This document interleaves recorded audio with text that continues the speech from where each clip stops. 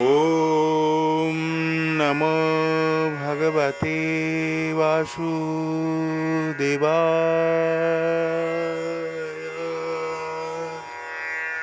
ॐ नमो भगवते वासुदेवाय।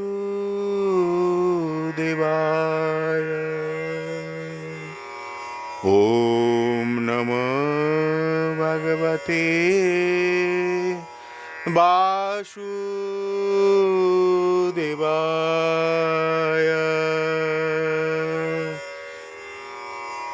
একাদশী মাহাত্ম্য। পবিত্রারোপণী একাদশী।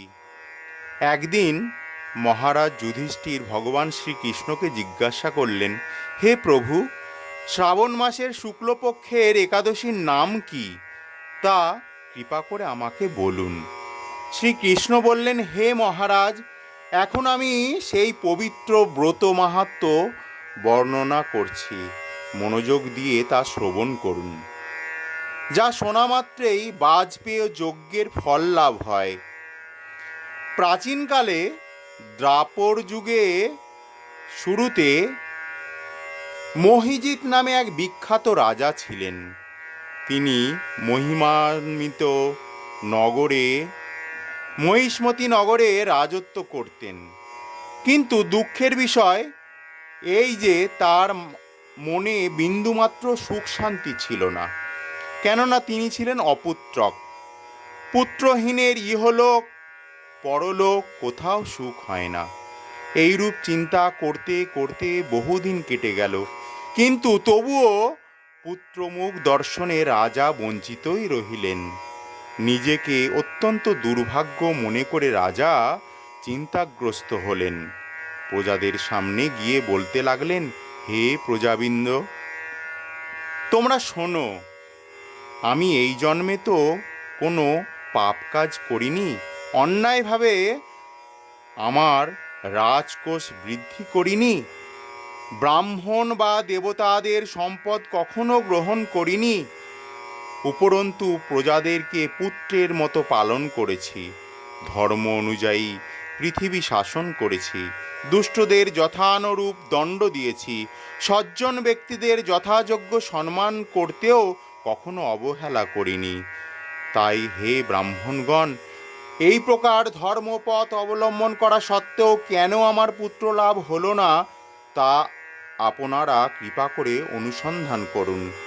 রাজার এই প্রকার কাতর উক্তি শ্রবণে ব্যথিত রাজভক্ত পুরোহিত ব্রাহ্মণগণ রাজার মঙ্গলের জন্য গভীর বনে ত্রিকালজ্ঞ মুনি ঋষির কাছে যেতে মনস্থ করলেন। বনের মধ্যে ঋষিদের আশ্রম সকল দেখতে দেখতে তারা এক মুনির সন্ধান পেলেন। তিনি দীর্ঘায়ু, নিরোগ, নিরাহারে ঘোর তপস্যায় মগ্ন ছিলেন। সর্বশাস্ত্র বিশারদ, ধর্মতত্ত্বজ্ঞ ও ত্রিকালজ্ঞ সেই মহামুনি লোমশ নামে পরিচিত। ব্রহ্মার এক কল্প অতিবাহিত হলে মুনিবরের গায়ে একটি লোম পরিত্যক্ত হতো। এই কারণে এই মহামুনির নাম লোমশ। তাকে দেখতে সকলেই ধন্য হলেন। তারা পরস্পর বলতে লাগলেন যে, আমাদের বহু জন্মের সৌভাগ্যের ফলে আজ আমরা এই মুনিবরের সাক্ষাৎ লাভ করলাম।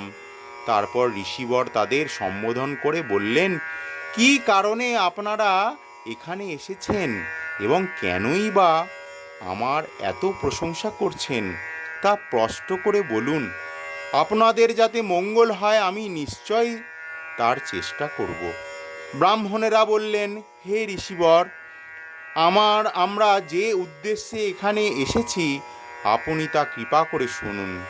এই পৃথিবীতে আপনার মতো শ্রেষ্ঠ ব্যক্তি আর কোথাও নেই। মহিজিৎ নামে এক রাজা নিঃসন্তান হওয়ায় অতি দুঃখে দিনযাপন করছে। আমরা তার প্রজা। তিনি আমাদেরকে পুত্রের মতো পালন করেন, কিন্তু তিনি পুত্রহীন বলে আমরাও সবাই মর্মাহত। তার দুঃখ দূর করতে আমরা এই বনে প্রবেশ করেছি। হে ব্রাহ্মণ শ্রেষ্ঠ, রাজা যাতে পুত্রের মুখ দর্শন করতে পারেন, কৃপা করে তার কোনো উপায় আমাদের বলুন। তাদের কথা শুনে মুনিবর ধ্যানমগ্ন হলেন। কিছু সময় পরে রাজার পূর্ব জন্মবৃত্তান্ত বলতে লাগলেন। এই রাজা পূর্বজন্মে এক দরিদ্র বৈশ্য ছিলেন। একবার তিনি একটি অন্যায় কার্য করে ফেলেন। ব্যবসা করবার জন্য তিনি এক গ্রাম থেকে অন্য গ্রামে যাতায়াত করতেন। এক সময় জ্যৈষ্ঠ মাসের শুক্লপক্ষের দশমীর দিন কোথাও যাওয়ার পথে তিনি অত্যন্ত তৃষ্ণার্ত হয়ে পড়েন। গ্রাম প্রান্তে একটি জলাশয়ে তিনি দেখতে পান, সেখানে জলপানের জন্য যান। একটি গাভী ও তার বাছুর সেখানে জলপান করছিল। তাদেরকে তাড়িয়ে দিয়ে তিনি নিজেই জলপান করতে লাগলেন। এই পাপ কর্মের ফলে তিনি পুত্র সুখে বঞ্চিত হয়েছেন, কিন্তু পূর্বজন্মের কোনো পুণ্য ফলে তিনি এই রকম নিষ্কণ্টক রাজ্য লাভ করেছেন। হে মুনিবর, শাস্ত্রে আছে যে পুণ্য দ্বারা পাপ ক্ষয় হয়। তাই আপনি এমন একটি পুণ্য ব্রতের উপদেশ করুন যাতে তার পরাব্ধ পাপ দূর হয় এবং আপনার অনুগ্রহে তিনি পুত্র সন্তান লাভ করতে পারেন। লোমশ মুনি বললেন, শ্রাবণ মাসের শুক্লপক্ষের পবিত্রারোপণী একাদশী ব্রত অভীষ্ট ফল প্রদান করে। আপনারা যথাবিধ তা সকলে পালন করুন। লোমশ মুনির উপদেশ শুনে আনন্দ চিত্তে গৃহে প্রত্যাবর্তন করে তারা রাজাকে সে সকল কথা জানালেন।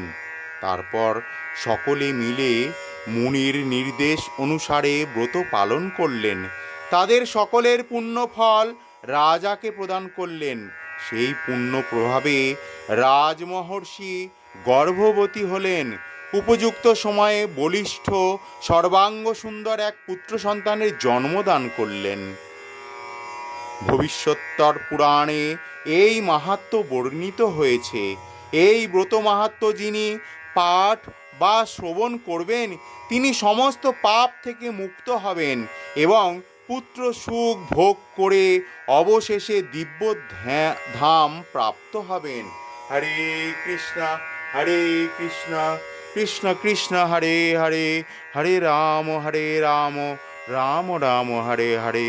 জয় একাদশী মাহাত্ম্যের জয়, জয় পবিত্রারোপণী একাদশী মাহাত্ম্যের জয়, জয় পবিত্রারোপণী একাদশী মাহাত্ম্যের জয়, জয় পবিত্রারোপণী একাদশী মাহাত্ম্যের জয়। হরে কৃষ্ণ।